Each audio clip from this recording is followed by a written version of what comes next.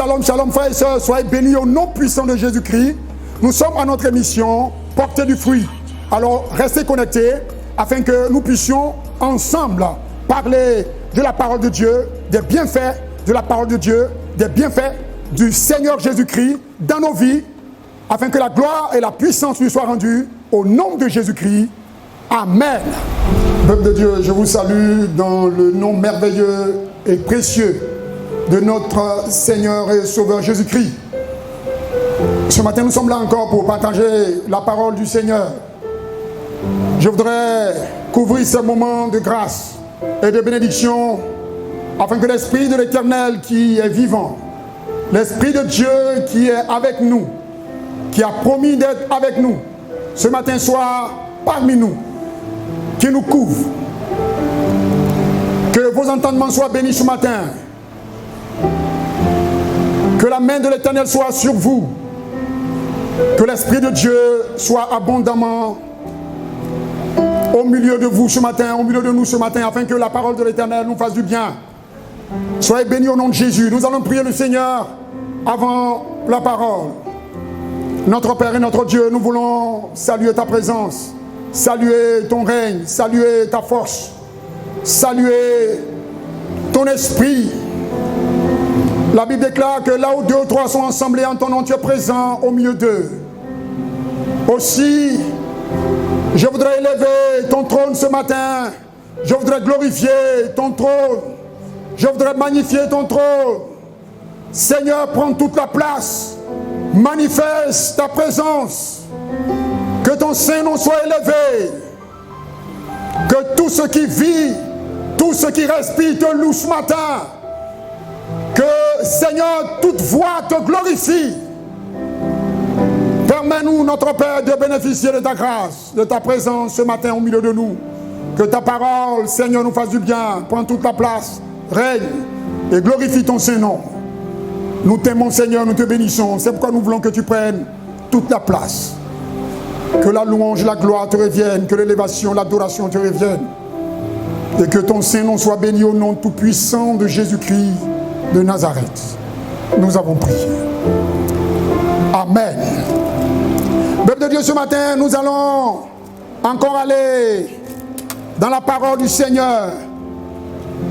Nous allons aller dans la seconde phase de ce qui avait été dit déjà quelques dimanches passés. Il s'agit du thème être au bon endroit, au bon moment. Ce matin, nous allons encore dans la même parole de Dieu, bien sûr, dans le livre de Psaume, chapitre 1, du verset 1 au verset 3. Je lis la parole. Heureux l'homme qui ne marche pas selon le conseil des méchants, qui ne s'arrête pas sur la voie des pécheurs, et qui ne s'assied pas en compagnie des moqueurs, mais qui trouve son plaisir dans la loi de l'Éternel, et qui la médite jour et nuit. Il est comme un arbre planté près d'un courant d'eau, qui donne son fruit en sa saison, et dont le feuillage ne se flétrit point. Tout ce qu'il fait lui réussit. Les fois passées, nous avons fini ce passage, bien sûr, sur ce qui concernait notre Seigneur, la crucifixion. Nous avions dit que la crucifixion, pour certaines personnes ou pour certains chrétiens, pourraient penser que ce n'était pas au bon endroit, au bon moment. Or, il fallait que cette action, cette situation, cet acte soit posé par le Seigneur afin que nous soyons sauvés, que l'humanité entière soit sauvée. C'est pour cela qu'il a eu la crucifixion. Donc la crucifixion était un acte qui avait été posé par le Seigneur au bon endroit, au bon moment. Ce matin, nous allons continuer, comme je l'ai dit tantôt, en parlant encore de certaines situations ou de certains passages bibliques qui vont nous aider. Le peuple de Dieu avait été poursuivi, bien sûr, il sortait de l'Égypte. Je vais parler de Moïse qui faisait sortir le peuple de Dieu d'Égypte. La Bible dit qu'ils ont été poursuivis par Pharaon et son armée. Et ils sont venus jusqu'au bord de la mer Rouge. La parole de l'Éternel nous dit dans Exode chapitre 14, du verset 16 au verset 22, que l'Éternel a donné un ordre à Moïse. Il lui a dit, place-toi devant la mer Rouge, prends ton bâton et fends la mer en deux. Lorsque Moïse a accompli cette action, la mer s'est fendue en deux, comme la parole de l'Éternel l'avait dite. Moïse était au bon endroit, au bon moment. Nous allons continuer encore avec Élisée. Le prophète Élisée était en train de se reposer lorsque le fils des prophètes devait aller travailler dans les champs, aller couper les bois. 2 Rois chapitre 6, le verset 1 au verset 6. Il a dit qu'ils ont supplié le prophète de les accompagner dans leur action. Et lorsqu'ils sont partis, le fer qui servait à couper le bois est tombé dans l'eau. C'est-à-dire s'est arraché de la poignée et est tombé dans l'eau. Élisée, sur une action prophétique, leur a demandé de lui trouver un bois qu'il a mis au-dessus des eaux. Et la Bible dit que le fer a surnagé et est venu s'agripper au bois. Là, le prophète était au bon endroit, au bon moment. Il y a aussi l'événement de Élie qui montait au ciel. 2 Rois, le chapitre 2, le verset 9 au verset 14. Là, il s'agit encore de Élie qui va monter au ciel et qui marche avec Élisée. Frère, ils ont parcouru toute une contrée. L'enlèvement n'a pas eu lieu là. Mais lorsqu'ils ont traversé le Jourdain, à un temps marqué, le char de feu est descendu du ciel. Et le prophète Élie a été enlevé à cet endroit bien précis, frère. Si on écoutait la parole du Seigneur, c'était au bon endroit, au bon moment. Alléluia. Cette parole nous fait du bien ce matin. Pourquoi? Parce que souvent nous avons des difficultés à comprendre le message que Dieu nous donne ou que nous entendons. Le Seigneur nous souffle dans notre cœur. Je vais prendre encore un autre exemple qui parle cette fois-ci de la guérison de Naaman. 2 Rois chapitre 5, le verset 1 au verset 19. C'est une histoire qui est un peu longue, mais nous allons essayer de la raconter en résumé. Voici un général syrien qui est atteint de la lèpre et qui a chez lui une servante juive qui s'approche de son patron pour lui dire: mon père, chez moi en Israël, il y a un prophète qui peut guérir ta maladie. Remarquons bien que c'est une servante. Et Naaman, c'est un général. Alors, dans la suite des choses, nous voyons qu'il a suivi le conseil de la servante, parce que c'était une maladie qui lui causait assez de désagréments. Nous n'allons pas les citer. Alors, Naaman arrive en Israël, devant le prophète. Et le prophète qui lui dit: va te laver 7 fois dans les eaux du Jourdain. Je voudrais essayer d'ouvrir une parenthèse, parce que souvent, être au bon endroit, au bon moment, ne tient qu'à un bout de fil. Il faut être en connexion avec l'Esprit de Dieu, ou en connexion avec la situation qui se déroule. Sinon, nous allons manquer l'action qui va se produire. Naaman arrive devant les eaux du Jourdain, le prophète lui donne la parole, mais il se passe quelque chose. Naaman éprouve de la résistance, alors qu'il était déjà au bon endroit. Mais le moment allait lui échapper. Le moment allait lui échapper. Il a commencé à raisonner. Il a dit, mais il y a des eaux chez moi dans mon pays. J'aurais pu me laver dans les eaux là-bas. Que de venir ici me laver dans cette eau. Qu'est-ce qui va changer? Frère, Naaman allait rater sa guérison. Il allait rater son bon moment. Alors qu'il était au bon endroit. Alors encore, un serviteur se lève et vient lui dire, ah, mon général, regarde ce qui se passe. Nous avons fait de la distance. Et si nous avons bravé toutes choses que nous sommes arrivés ici, il serait souhaitable, s'il te plaît, de te laver dans les eaux. Alors, le général commence à se laver dans les eaux. Première baignade, rien. Deuxième, rien. Troisième, rien. Quatrième, rien. Cinquième, rien. Frère, je vais relater ce moment-là parce qu'il y a des mystères dans ce qui se déploie lorsque la bénédiction veut arriver. Il y a toujours des oppositions qui peuvent arriver. Un contraste, une situation autre qui peut arriver. Mais il ne faut pas rater ton bon moment.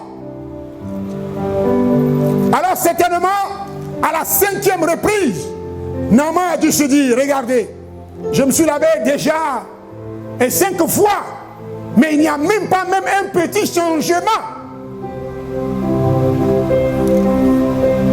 Le prophète le regardait certainement, et Naaman, certainement peut-être a regardé encore ses serviteurs, des regards.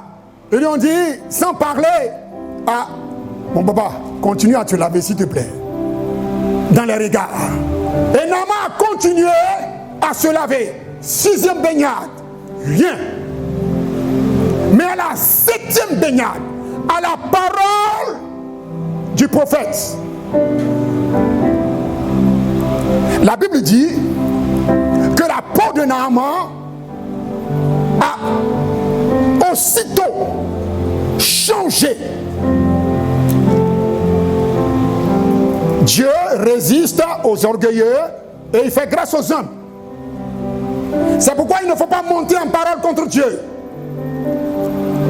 Le prophète Élisée représentait la bouche de Dieu. La plupart du temps, lorsque nous sommes dans des situations et que nous devons profiter de nos bons moments, la résistance que nous opposons à la voix de Dieu nous éloigne de notre bon moment et fait que nous perdons ce que nous devions avoir ce jour-là, notre demande, notre requête devant le Seigneur.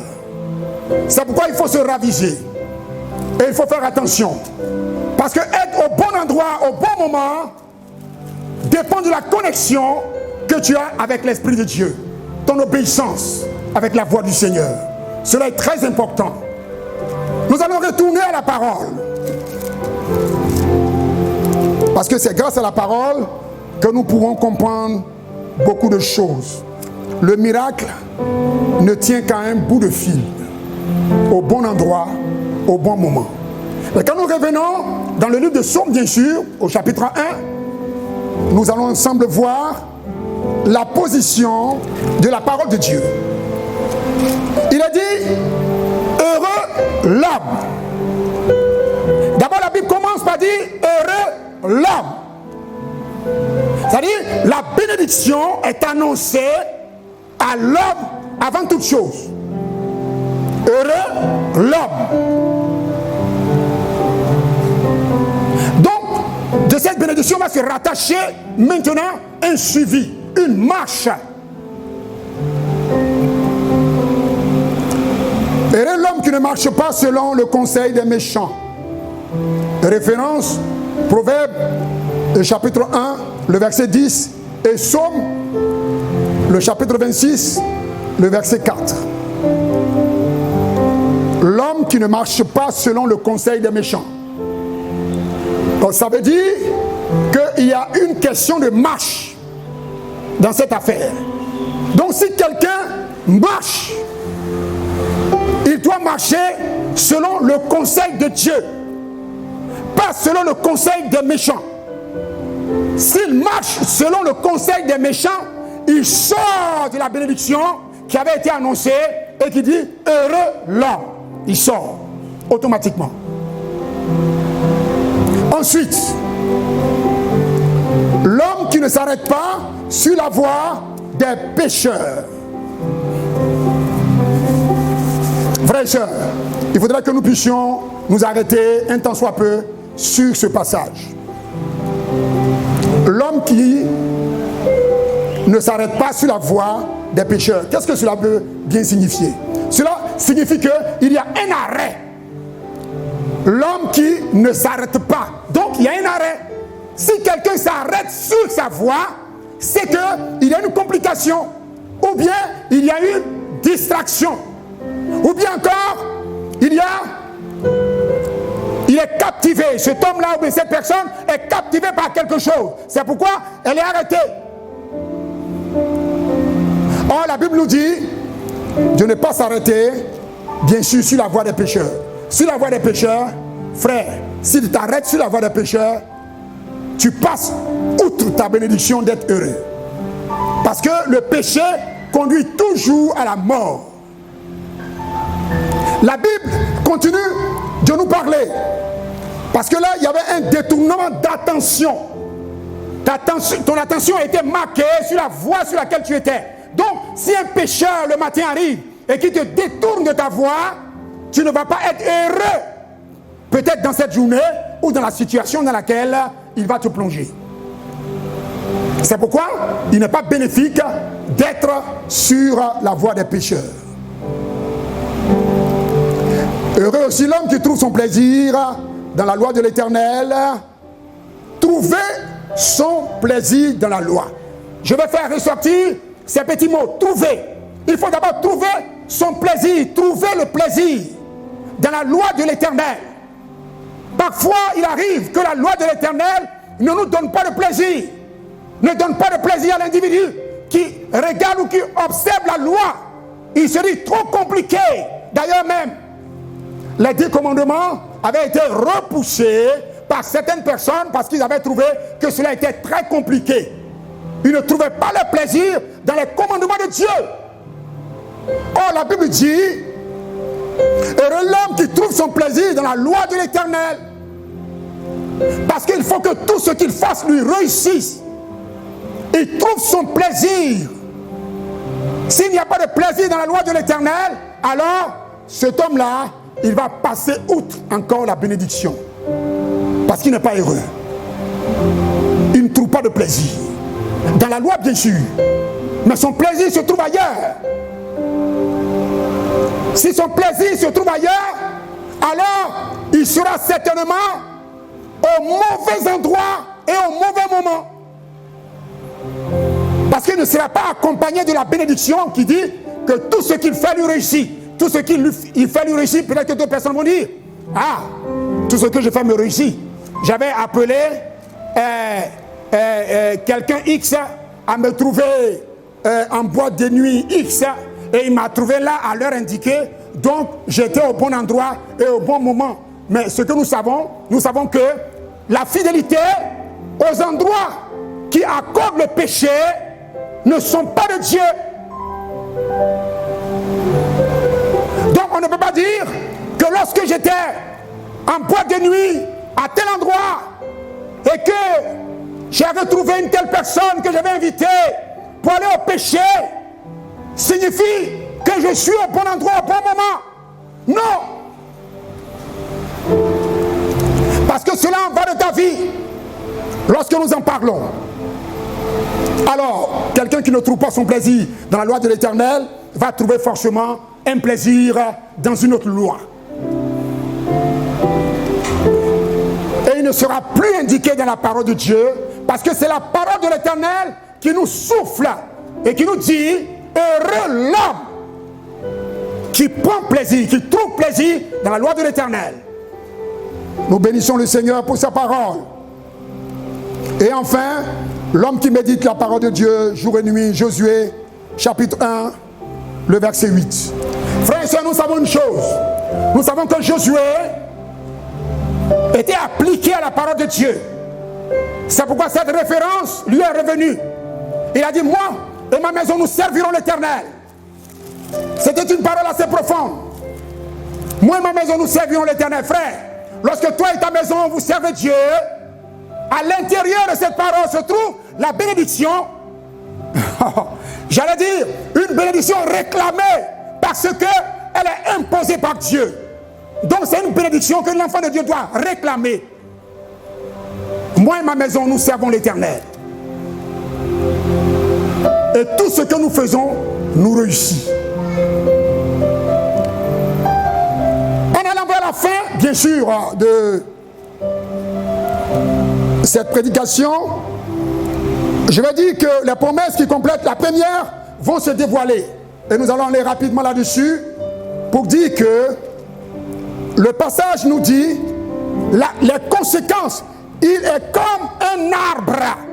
C'est-à-dire que celui qui respecte ses principes ou ses critères donnés est comme un arbre. Il est comme un arbre.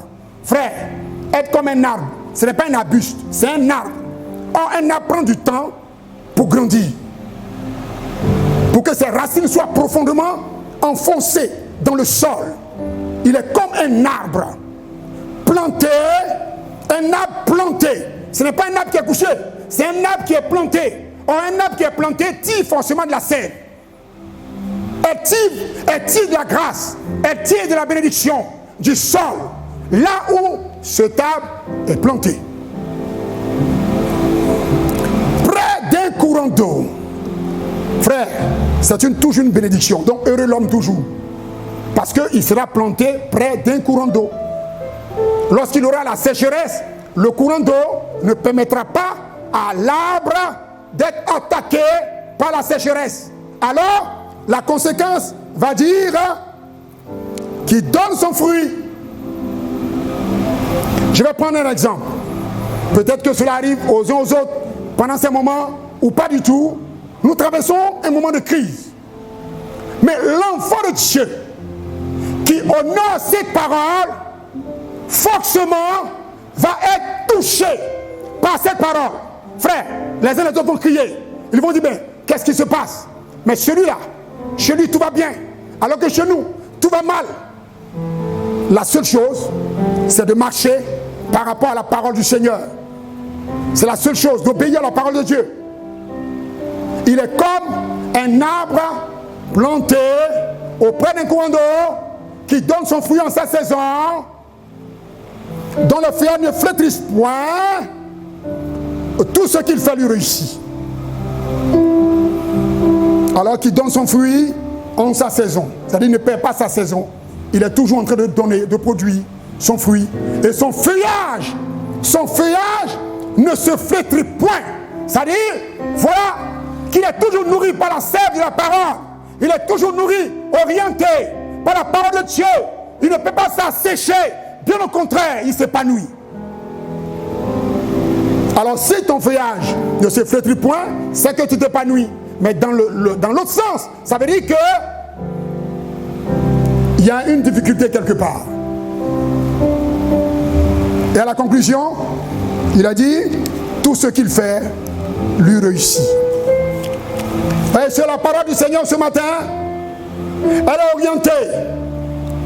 Si tu respectes ce qui est dit, alors tu seras au bon endroit, au bon moment, parce que c'est relié. Tout ce qu'il fait lui réussit. Si les fils des prophètes n'étaient pas allés sur l'ordre de l'Esprit de Dieu pour aller voir le prophète Élisée, s'ils n'avaient pas obéi, le feu n'allait pas surnager ce jour-là. Et le prophète Élisée n'allait pas être pour eux, au bon endroit, au bon moment. Il aurait été certainement pour quelqu'un d'autre. C'est pourquoi, par mesure de précaution, ils sont allés le voir pour profiter de cette grâce-là, parce que certainement avec lui, on allait être béni et notre journée allait se passer sans problème. Dieu a agi au travers de leur obéissance. Le prophète était donc au bon endroit, au bon moment. Donc frères et sœurs, que Dieu nous bénisse. Il faut que nous puissions marcher sous le langue de la parole de Dieu. Psaume chapitre 1.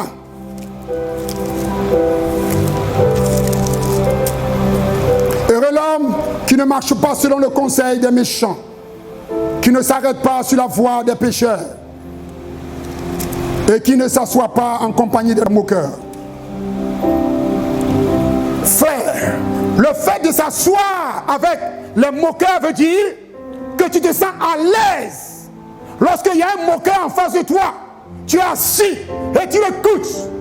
Le fait de l'écouter, le fait d'être assis à l'écouter veut dire que tu es à l'aise dans sa compagnie. Donc s'il y a un moqueur qui se trouve à l'endroit, il ne faut pas que tu sois à l'aise d'être assis. Il faut plutôt te lever et partir de là. Sinon, tu seras avec lui et la conclusion sera celle que tu sais. Tu ne seras pas au bon endroit, au bon moment, parce que tout ce que tu feras ne te réussira pas. Si nous observons cette parole, si nous marchons par rapport à cette parole, c'est un principe de Dieu. Le Seigneur ne promet pas quelque chose qu'il ne fait pas. Lorsqu'il te donne une conduite, il faut la suivre. C'est pourquoi suivons cette conduite. Si nous voulons réussir, suivons cette conduite. Si nous voulons aller loin, suivons cette conduite pour que la grâce et la paix du Seigneur soient avec nous et que ceux avec lesquels nous sommes puissent en profiter, que nous soyons nous-mêmes des arbres plantés et que nous puissions donner des fruits et que ces fruits-là puissent servir pour ceux qui sont autour de nous afin qu'eux soient bénis et qu'ils comprennent que marcher par la parole de Dieu permet à l'individu d'être béni. Je vous bénis ce matin au nom de Jésus-Christ. Je pense que cette parole est faite pour nous tous, que nous puissions en profiter et que le règne du Seigneur soit toujours dans nos vies. Nous allons prier le Seigneur. Notre Père, notre Dieu, nous voulons te louer ce matin, te bénir. Merci pour ta grâce. Merci pour tes enfants que nous sommes. Merci notre Père, notre Dieu. Sans toi, nous ne pouvons rien. Mais grâce à ta parole, nous pouvons marcher. Nous pouvons aller de l'avant. Nous avons besoin de toi. Et ce matin, notre Père et notre Dieu, mon frère et ma soeur, ont besoin de toi. Ont besoin de ta grâce. Ont besoin, Seigneur, de ton pardon. Seigneur, nous nous répandons devant ton trône. Et nous te demandons pardon. Là où nous avons mal marché. Là où nous sommes mal conduits. Là où nous avons ignoré une situation. Là où nous n'avons pas pu profiter de ta grâce. Seigneur, merci d'aider mon frère et ma soeur. Merci de nous aider à accomplir ta volonté. Afin que nous puissions marcher dans ta grâce. Car c'est cela que tu veux pour nous. Nous te bénissons. Et nous te rendons toute la gloire. Au nom puissant de Jésus-Christ, nous avons prié. Amen.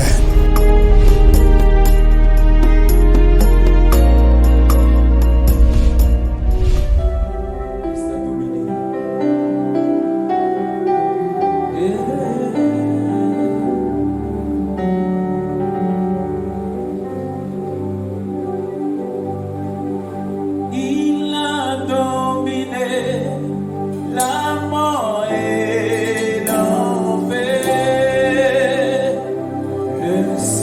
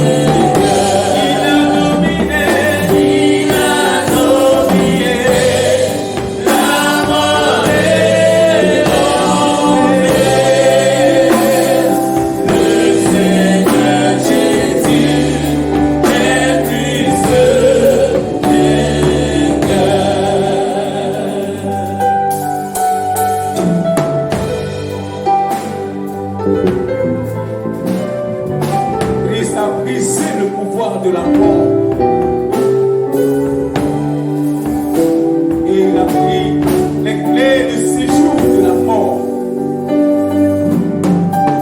Voilà pourquoi, avec lui, nous dominons sur la mort. Et nous avons avec nous la clé de la mort, du séjour.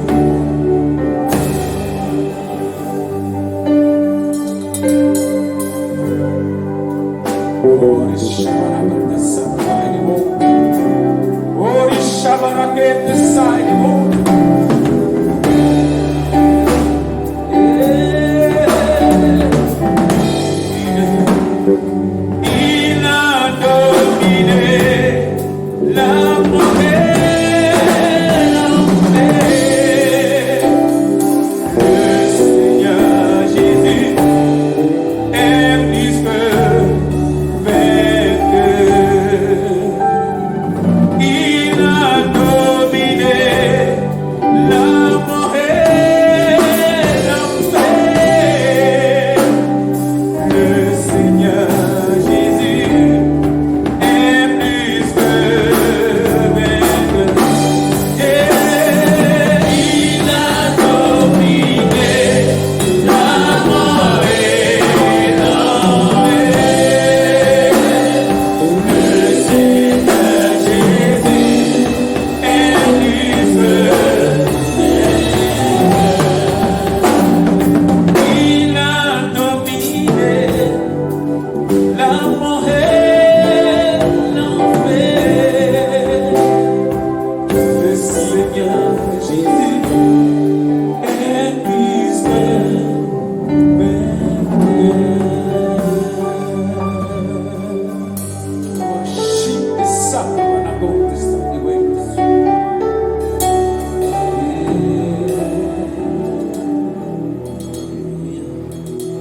Je sais que tu es là, Saint-Esprit. Je sais que tu es là.